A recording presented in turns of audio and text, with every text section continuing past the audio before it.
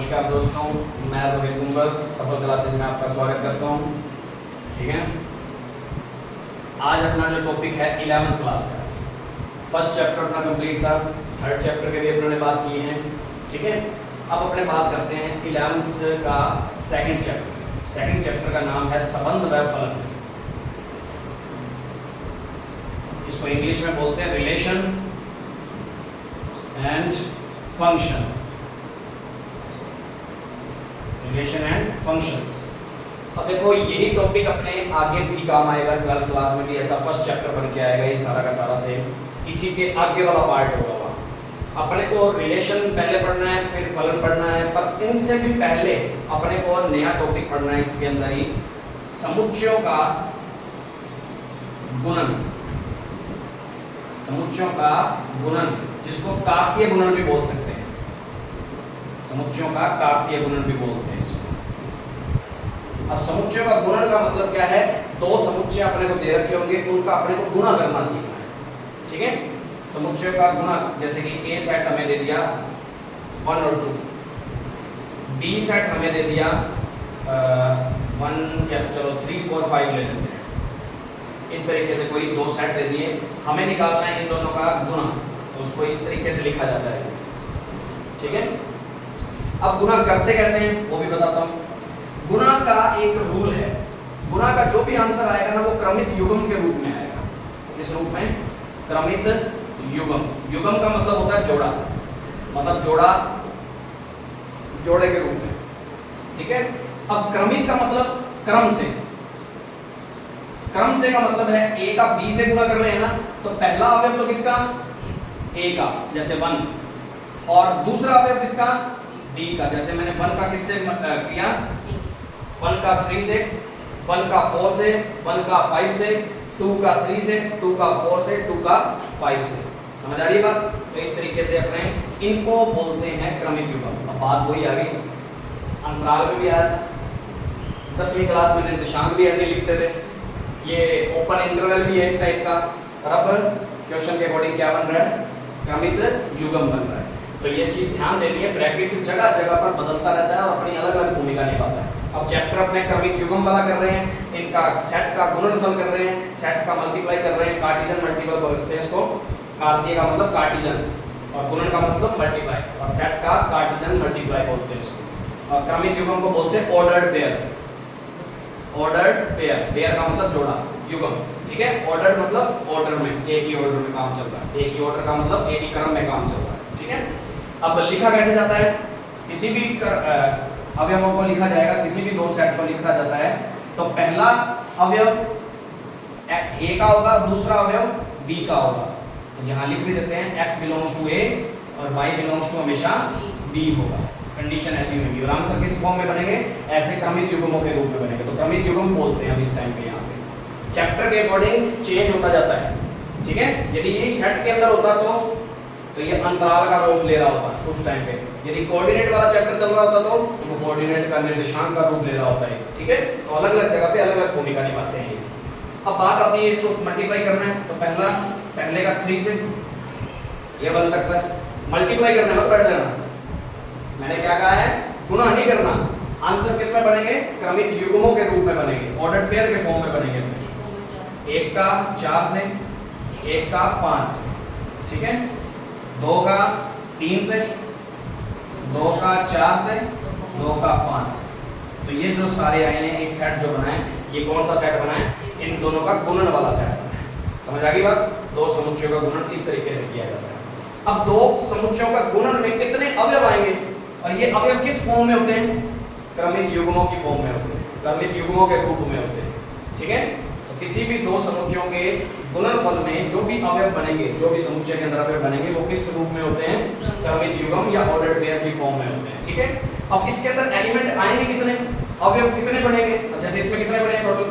1 2 3 4 5 और 6। कैसे पता लगता है?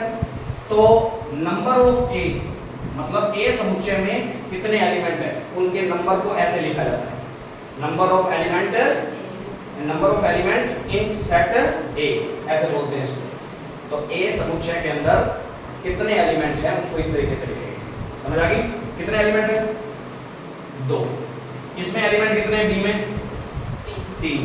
अब ए अपने को नंबर चाहिए किसके अंदर? इसके अंदर कितने एलिमेंट बनेंगे वही चाहिए।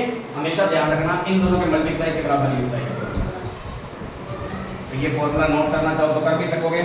और ध्यान रखना किन्हीं भी दो समुच्चयों के गुणनफल के अंदर कितने अवयव बनते हैं, जितने ए सेट में और जितने बी सेट में अवयव हैं उन दोनों के एलिमेंट्स के नंबर का गुणा कर दिया जाता है। जैसे इसमें 2 थे इसमें 3 थे तो कितना आंसर आ जाएगा? इसमें 2 थे इसमें 3 थे तो आंसर है इसके जो गुणन कार्तीय गुणन में जितने अवयव होंगे वो कितने होंगे? 6 अवयव होंगे। और वो अवयव किस रूप में होंगे? कार्तीय युग्म के रूप में, क्रमिक युग्म के रूप में।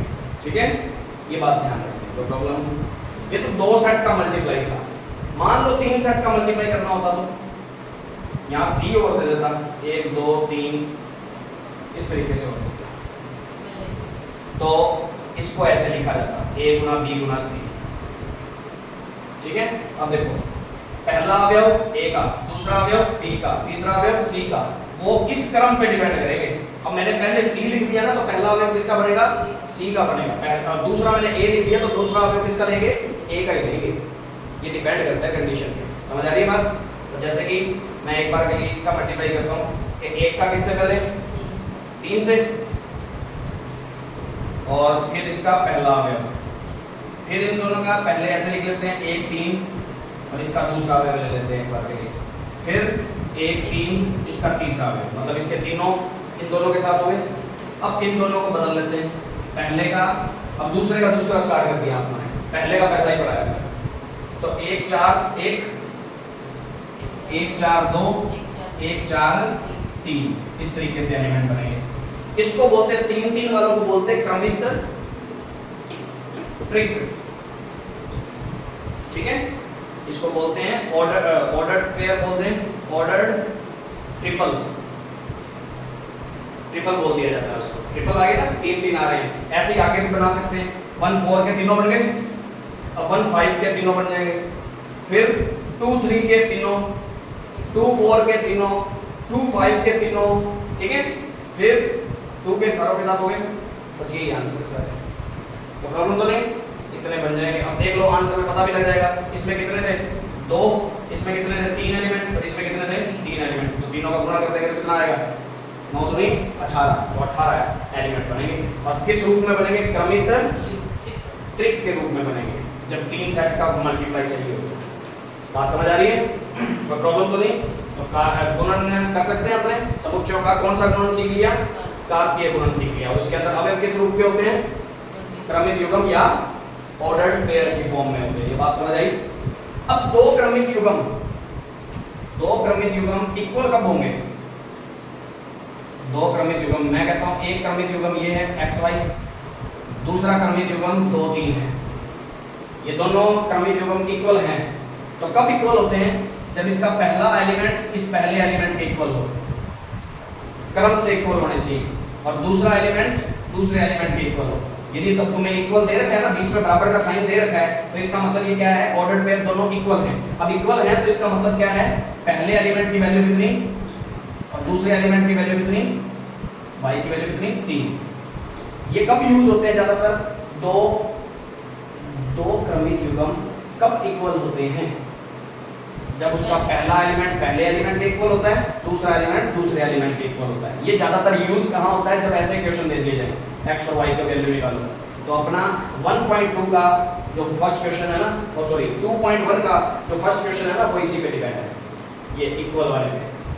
तो प्रॉब्लम तो इस तरीके से कोई नोट करने की जरूरत है। वैसे ये चीज को अच्छे तरीके से दिमाग में रख सकते हो, तो प्रॉब्लम तो नहीं। तो एक बार के लिए तो इसको नोट करना चाहे तो नोट कर सकते हो, नहीं करना तो इसके आगे अपने थोड़ी सी बातें करेंगे अपने क्वेश्चंस पे भी। रुक देना एक मिनट। हाँ जी, एक चीज और छोटी सी रहेगी इसके अंदर बताने वाली, वो भी मैं बता ही देता हूँ। बेसिक बात, यदि मान लो कि ए सेट या बी सेट, इन दोनों में कोई भी अरिक्त है, अरिक्त का मतलब, और एक अपरिमित है। अरिक्त होगा तो इनमें कुछ भी एरिक मतलब दोनों ही एरिक हैं, खाली खाली हैं, तो इनका क्या मल्टीप्लाई हो पाएगा? एलिमेंट ही नहीं होंगे, तो क्रमिक युग्म बन ही नहीं पाएंगे। और मान लो कि इन दोनों में से कोई एक भी अपरिमित है, अपरिमित का मतलब जिसके अंदर अनंत अवयव है। एक ए सेट ले लेता हूं 1 2 3 डैश डैश डैश इस तरीके का, बी सेट ले लेता हूं 1 2 ओनली, ठीक है। इन दोनों में एक अपरिमित भी हो गया ना, तो अब सोच के देखो, एक का 1 से, एक का 2 से, फिर 2 का 1 से, 2 का 2 से, 3 का 1 से, 3 का 2 से, 4 का 1 से, 4 का 2 से, ऐसे कितने बार तक चलेगा? अनंत तक चलेगा। तो इसका मतलब ध्यान रखना कि ए और बी में से कोई भी एक अपरिमित हो गया ना समुच्चय, इन दोनों में से कोई भी एक अपरिमित समुच्चय हो गया, तो इसका मतलब उसके अंदर नंबर ऑफ कौन, मतलब इनके कार्तीय गुणन में अवयवों की संख्या, इन दोनों समुच्चयों के कार्तीय गुणन में अवयवों की संख्या कितनी होगी? अनंत होगी। अनंत होगी मतलब ये जो सेट बनेगा ए क्रॉस बी वाला, ए गुना बी वाला जो भी कार्तीय गुणन का ये जो सेट बनेगा, इसके अंदर कितने एलिमेंट होंगे? अनंत एलिमेंट होंगे। और अनंत एलिमेंट वाले को कौन सा सेट बोलते हैं उस टाइप पे? अपरिमित समुच्चय बोलते हैं। क्वेश्चन बन के आ सकता है कि ए या बी में से कोई एक सेट अपरिमित है तो ए क्रॉस बी में अवयवों की संख्या बताओ कितनी? अनंत हो सकती है। तो पहला क्वेश्चन ऐसा बन सकता है। दूसरा क्वेश्चन इस पे आ सकता है कि ए समुच्चय में 2 अवयव हैं, बी समुच्चय में 4 अवयव हैं, तो ए क्रॉस बी में अवयवों की संख्या बताओ कितनी? 2 गुना 4 कर देंगे, क्योंकि ये फॉर्मूला लग जाएगा उस टाइम पे। समझ आ रही बात? ऐसे क्वेश्चन भी बना सकते हो, बनाने को ऐसे 2 सेट दे देगा और इन दोनों का मल्टीप्लाई सीधा डायरेक्ट ऐसे पूछ भी सकता है, ठीक है। चौथा क्वेश्चन इस टाइप का पूछ सकता है, 2 क्रमिक युग्म ऐसे बराबर दे देगा और इक्वेशन बनती होगी, पहला पहले के बराबर रख के दूसरा दूसरे के बराबर रख के चर राशियों का क्या निकालना होगा? मान निकालना पड़ सकता है। तो ये 5 टाइप के क्वेश्चन हैं, वो पूछे जा सकते हैं अपने पास, ठीक है। इससे भी अलग कोई क्वेश्चन आएगा तो वो मैं तुम्हें बताऊंगा। वीडियो अच्छी लगी हो तो लाइक और शेयर जरूर करें, ज़्यादा से ज़्यादा चैनल को सब्सक्राइब करें, ज़्यादा से ज़्यादा वीडियो शेयर करें, और कोई भी प्रॉब्लम लगती है तो कमेंट बॉक्स में आप बता सकते हैं। Thank you.